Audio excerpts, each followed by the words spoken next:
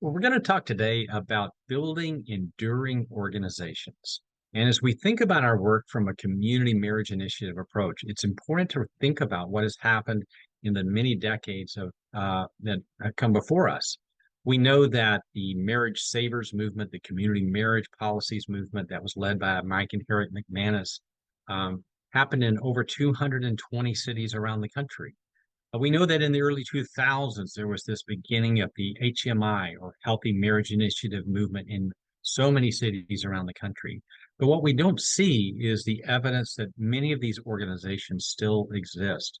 So as we think about our work starting today in communities, we want to make sure that it is lasting, that it is sustainable, and that it will truly sustain the test of time. So what do we know about organizations that are enduring? We can certainly look to Harvard Business School. Harvard Business School definitely has a lot to say about what creates strong organizations. You talk about the five functions of management, and one of those functions is organizing. And we're going to talk about a subset of that work called organizational design in what we're talking about today. So we're going to start with the really, really big picture of what is organizational design and what are some of the big picture things that we can do to advance creating an enduring organization. But we're also going to talk about the small things that we can begin doing today to begin that journey of building this organization. So building an enduring organization for kingdom impact. That is our goal today. As we think of what is the killer of organizations, more than anything, it is complexity. And a lot of this is discussed in this incredible book called Repeatability by Chris Zook, published by Harvard Business Review. And one of the quotes that I think is really powerful from this book is talking about how the complexity of organizations, when layered with constant new initiatives and systems, and the complexity of messaging all across the organization, all the IT and everything else that goes in. One of the things that they say is that complexity creeps up on organizations. It confounds learning. It slows the response time. And more than anything, it saps personal and organizational energy. And here's another angle that I think we should be just as concerned about, in that it is that the greatest vulnerability of any new and emerging organization is when the key processes of the organization reside in someone's head and they leave. That is certainly a concern that we should all have. So, organizational design, as a definition, outlines the functional structure of your organization around areas of expertise. And to communicate this functional design, we use what's called a functional mission outline or an FMO. An FMO is a description of the work of an organization presented in written form within an outline format.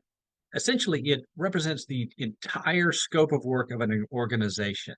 And it begins with these larger functional categories and then is created and developed through the project and ultimately to the task level. In other words, it's putting down on paper the functional nature of all the tasks that an organization runs on a daily basis. And so we're going to send you an example of a functional missional outline or an FMO. We're going to take a subset of that called Empowering Churches and send it your way so that you can take a look at kind of what this actually looks like. And this is what it looks like in outline format. It's just a simple document that you can look at. This is a section of our FMO that talks about how we serve to empower churches. And as you can see, it's broken down in kind of the functional steps that we go through to serve and empower churches. And we're also going to send you another document called Developing Your FMO. And it's going to get into the details of the hierarchy of our work. And in that, as you describe the functional nature of your work, you begin with these really, really large categories, which are the big chunks, the big areas of expertise of your work. And then we're going to narrow in on the unique projects that fall within each of those areas of expertise, and then narrow in further into the processes and the series of activities that are part of that work. But ultimately, we want to get down to the most granular part of our work, which is the individual task level nature of our work. And also for those projects that are highly repeatable, those projects that you do again and again, in your organization. We want even more clarity. And this is a process map of a highly repeated process in our organization. Beginning in 2019, we embarked on a really ambitious project to do 80 events per year in partnership with a local YMCA. And so it took a lot of planning, and that process was repeated again and again.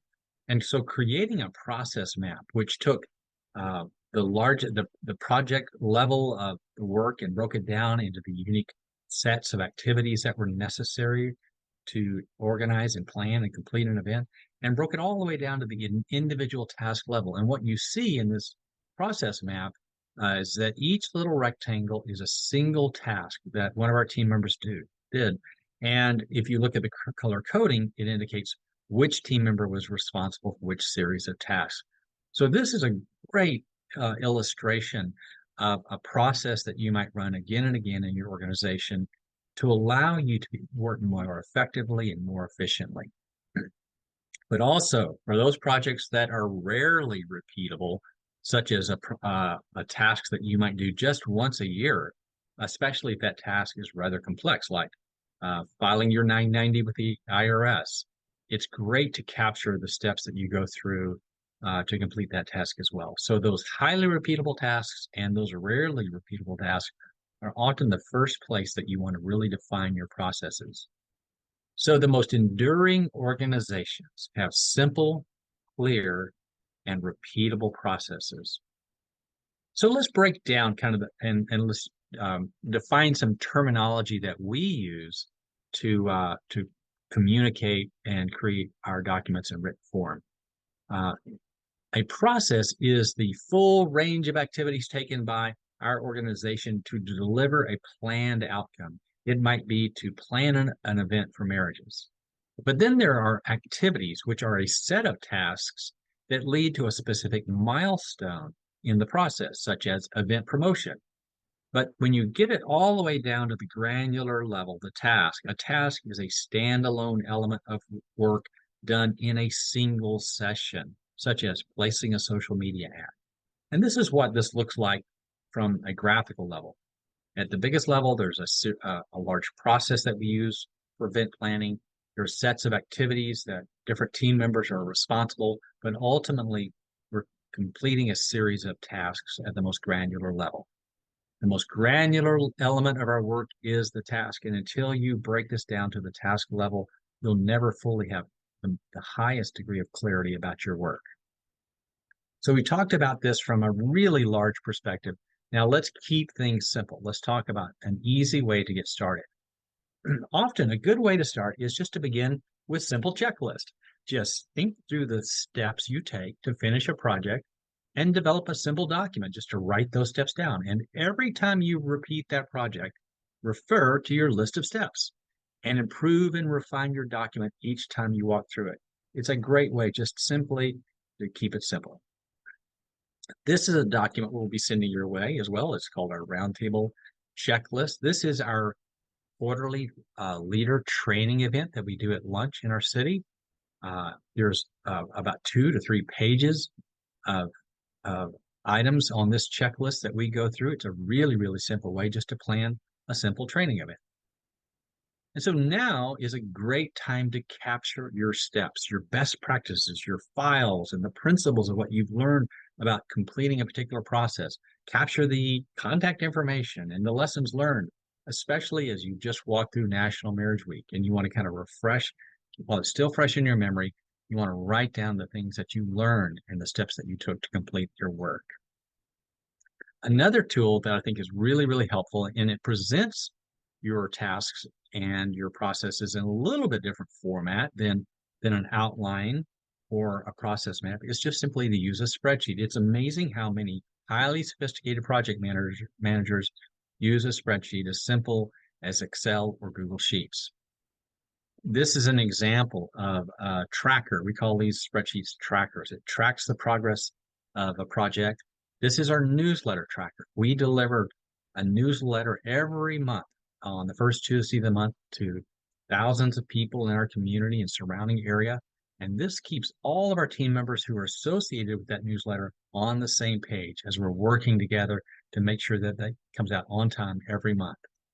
This is another tool that's associated with our newsletter tracker. Actually, it's the most fundamental way that we capture the information on all the events we support in our community and help make that information distributable to each of our team members who's involved.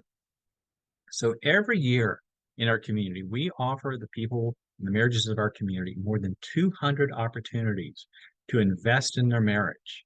And so that's a lot of events that we support and track and that we want to work together on. But half of our team is responsible for different elements of how we do that work. And so this registry allows us to document all the different events that are happening in a coming month and to determine where all of these different events are going to be promoted, whether it's through newsletters or our event-based website or social media posts. And it helps us also to vet the events. Which of the events do we want to promote? Which of the events do we choose not to promote? And this is a way where everyone on our team that's connected to how we support events can be on the same page. It's a great project management tool. So what are the benefits of this? The benefits of being more organized, the benefits of defining your organizational design. It leads to efficiency and effectiveness, which then leads to honoring your donors with great stewardship. It also protects the longevity of your mission because no one walks away with the intellectual property in their head. I think most importantly, it keeps your team happy. It reduces the chaos and stress that your team might otherwise have if you're not clear about your work. Another surprising benefit to writing all this down is it makes hiring a breeze. As you think about how you might pass off a chunk of your work to a new team member, having clarity around this makes it so helpful through the entire hiring process. And as we said at the top, this all makes your work more meaningful. So how does this make you feel? This is a really important question to ask. If thinking about all the steps that your organizational takes, thinking about all the processes and all the tasks that are involved, it might bring joy to your life because for once, we're all clear about what we're doing, or it might bring you a lot of stress. If you're a visionary and a creator and you see everything attached, this can be very overwhelming to you. And I think this might be a signal, this very moment might be a signal that you need an integrator. Let's talk about that. There's a book called Rocket Fuel that talks about visionaries and integrators. And these are people with very different skill sets and very different abilities. And visionaries have big ideas and they think of everything and it's all connected. But integrators help us go deep to make sure every step is followed and we bring to fruition these projects with excellence. If you're struggling with feeling overwhelmed by this presentation, you might need an integrator. Enduring organizations, they stand the test of time because with consistent care and growth, you can make a lasting impact in your community.